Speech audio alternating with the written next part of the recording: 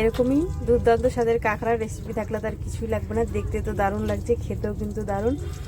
একটা ভাত এমনিতেই খাওয়া হয়ে যাবে, মাছ মাংস সব ভুলে যাবে। তা দেখো, রেসিপিটা প্রথম থেকে লাস্ট অবধি দেখার অনুরোধ রইল। চলো কী করে বানিয়েছি সেটা তোমাদেরকে দেখাবো। নমস্কার বন্ধুরা, আজকে নতুন একটা রেসিপি নিয়ে এসেছি। এই যে কাঁকড়া, এবার কাঁকড়াটাকে ভালো করে কেটে ধুয়ে নিয়েছি। এই যে দেখো, খুব সুন্দর করে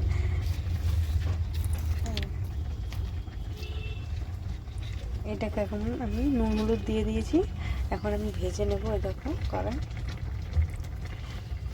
তেলটা গরম হয়ে গেছে, কাঁকড়াটা দিয়ে দিচ্ছি।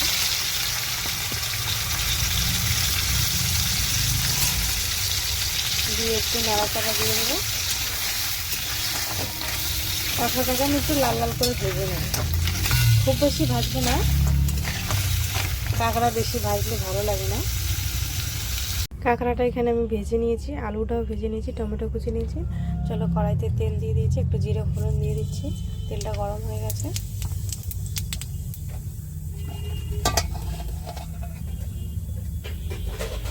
এবার এখানে দিয়ে দিচ্ছি পেঁয়াজ কুচি।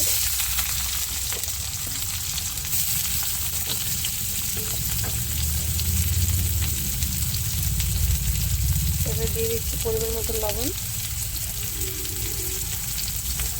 দিয়ে একটু ভালো করে নাড়াচাড়া দিয়ে দেবো।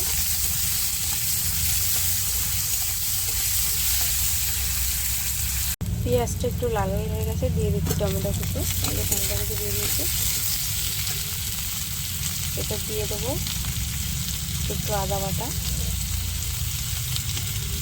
একটু রসুন বাটা, আর দিয়ে দিচ্ছি জিরে বাটা। পরিমাণ মতন সব মশলা দিয়ে দিয়েছি, দিয়ে একটু ভালো করে নাড়াচাড়া দিয়ে দেবো।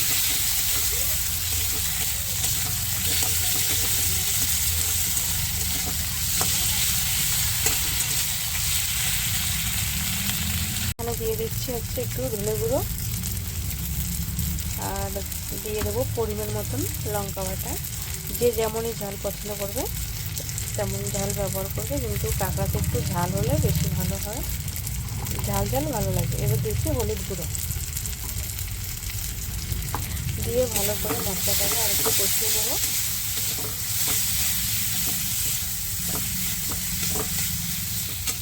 আর এখানে আমি দিয়ে দিচ্ছি ভেজে রাখা আলুটা আমি ভেজে দিয়েছিলাম, দিয়ে ভালো করে আর একটু কষিয়ে নেব। যত মশলাটা কষানো হবে তত আর কি তরকারিটা টেস্ট হবে। আমার মশলাটা কষানো হয়ে গেছে, আমি এখন জল দিয়ে দেবো। জলটা খুব বেশি দেবো না, পরিমাণ মতন দেবো। কাঁকড়াটা খুব বেশি ঝোল হবে না, মাখা মাখাই হবে। দিয়ে ভালো করে একটু নাড়াচাড়া দিয়ে দিলাম। এখানে তরকারিটা ফুটছে, আলুটাও সেদ্ধ হয়ে গেছে, আর ভেজে রাখা কাঁকড়াটা আমি দিয়ে দেবো।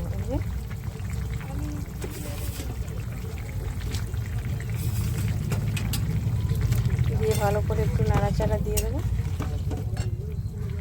তরকারিটা অনেকটাই হয়ে এসছে, এখানে আমি দিয়ে দিচ্ছি একটু গুঁড়ো গরম মশলা, আর দিয়ে দেবো একটু ধনেপাতা কুচি, দিয়ে একটু নাড়াচাড়া দিয়ে দেবো।